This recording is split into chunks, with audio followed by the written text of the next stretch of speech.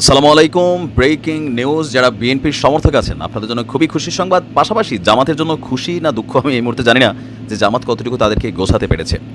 অন্তর্বর্তী সরকারের প্রধান উপদেষ্টা ডক্টর মোহাম্মদ ইউনূসের ক্ষমতা গ্রহণের পর আলোচনার মধ্যে সবচেয়ে বেশি ছিল নির্বাচন কবে হবে, পাশাপাশি সেনাবাহিনী আসলে কী ধরনের ভূমিকা রাখছে এই আমাদের অন্তর্বর্তী সরকারের উপদেষ্টা মণ্ডলীতে, পাশাপাশি সেনাবাহিনী ব্যাকগ্রাউন্ড থেকে নির্বাচন নিয়ে কী ভাবছে, আগামীতে কি সেনা সমর্থিত কোনো সরকার আসবে, সেনাবাহিনী কি রাজনীতির মধ্যে নিজেদেরকে জড়াবে, এরকম নানান প্রশ্ন যখন আমরা দেখতে পাচ্ছি যে রাজনৈতিক দলগুলোর মধ্যে নানান প্রশ্ন উত্থাপিত হয়েছে, দিন শেষে গণমাধ্যমের সামনে মুখ খুলেছেন আমাদের সেনাপ্রধান।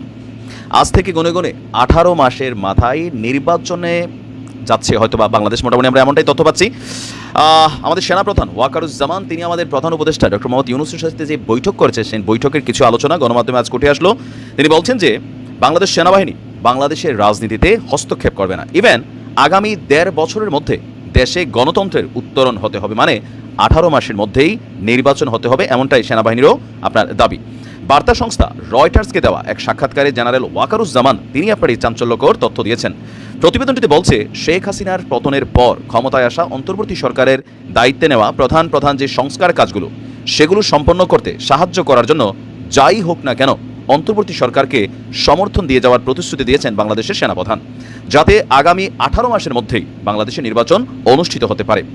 রয়টার্স বলছে গত আগস্টের শুরুতে হাসিনার বিরুদ্ধে ছাত্র নেতৃত্বাধীন যেই কি বলা হয় যে বৈষম্য বিরোধী আন্দোলন একটা অবস্থান নিয়েছিল, সেখানে সেনাবাহিনী কোনো বাধা দেয়নি, আর এতেই শেখ হাসিনার সরকারের পতন হয়েছে। আর এই অবস্থায় রাজধানীতে বা সারা বাংলাদেশে বর্তমানে যে আইন শৃঙ্খলার অবনতি সেই বিষয়টাকেও সহযোগিতা করার জন্য সেনাবাহিনী 2 মাসের জন্য তাদের কমিশন অফিসারদেরকে ম্যাজিস্ট্রেসি পাওয়ার দিয়ে বাংলাদেশে এই মুহূর্তে তাদেরকে অবতরণ করেছে। আর নোবেল বিজয়ী ডক্টর মোহাম্মদ ইউনূসের নেতৃত্বে অন্তর্বর্তীকালীন সরকারে পূর্ণ সমর্থন দিয়ে যাচ্ছে সেনাবাহিনী। এছাড়াও সামরিক বাহিনীকে রাজনৈতিক প্রভাব থেকে মুক্তি দেওয়ারও একটি রূপরেখা তিনি দিয়েছেন।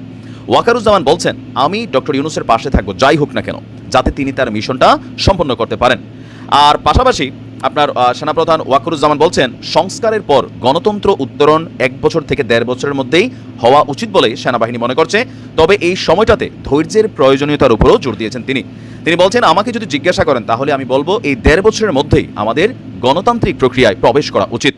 রয়টার্স বলছে বাংলাদেশের আপনার কি বলা যে রাজনৈতিক দল আছে, শেখ হাসিনার আওয়ামী লীগ এবং বাংলাদেশ জাতীয়তাবাদী দল উভয়ই গত আগস্টে অন্তর্বর্তী সরকার ক্ষমতা গ্রহণের 3 মাসের মধ্যেই নির্বাচন অনুষ্ঠানের আহ্বান জানিয়েছিল। আপনাদের খেয়াল থাকার কথা যে ওই সময় সচিবাদের জয় তিনি বলেছিলেন যে খুব দ্রুত যেন সরকার নির্বাচন দেয়, আর নির্বাচন দিলে আওয়ামী লীগ ক্ষমতায় আসবে, এমনটাই কিন্তু আশা করছে সচিবাদের জয়। জেনারেল ওয়াকার বলছেন, অন্তর্বর্তীকালীন সরকারের প্রধান উপদেষ্টা ডক্টর ইউনূস তিনি প্রতি সপ্তাহে সেনাপ্রধানের সাথে বৈঠকে মিলিত হচ্ছেন এবং তাদের মধ্যে খুবই ভালো সম্পর্ক রয়েছে। অশান্তির পর দেশকে স্থিতিশীল করার জন্য সরকারের সকল প্রচেষ্টাকে সেনাবাহিনী সমর্থন দিয়ে যাচ্ছে। তিনি বলছেন, আমি নিশ্চিত যে আমরা যদি একসাথে কাজ করি তবে আমাদের ব্যর্থ হওয়ার কোনো ধরনের কারণ নেই। ইভেন তিনি পাশাপাশি এটাও বলছেন যে তিনি এমন কোনো কাজ করবেন না যেন তার কারণে সেনাবাহিনীর কোনো ধরনের বদনাম হয়।